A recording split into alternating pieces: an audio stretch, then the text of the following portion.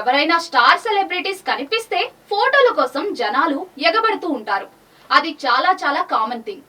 మరి మన favourite hero కనపడితే అసలు ముందు వెనుక ఎవరున్నారు అనేది అస్సలు చూసుకోము. పరుగుల మీద పరుగులు తీసి ఆ హీరో వద్దకు వెళ్లి ఫోటో దిగడానికి ఇంట్రెస్ట్ చూపిస్తూ ఉంటాం. చాలా మంది అభిమానులకు ఈ పిచ్చి ఉంటుంది.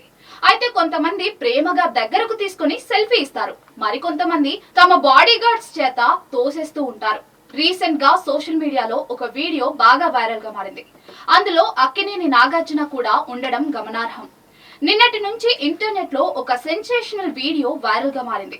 నాగార్జున బాడీగార్డ్ ఒకరు స్పెషల్ ఎబిలిటీ అయిన అభిమాని సెల్ఫీ కోసం వస్తే ఆయన బాడీగార్డ్ అతనిని పక్కకు తోసేశారు. ఈ ఇన్సిడెంట్ చాలా చాలా వైరల్ గా మారింది. మన సౌత్ లోనే కాదు, నార్త్ లో కూడా బాగా వైరల్ అయింది.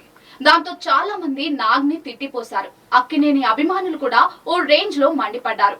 ఫైనల్లీ దీనిపై నాగార్జున స్పందించారు.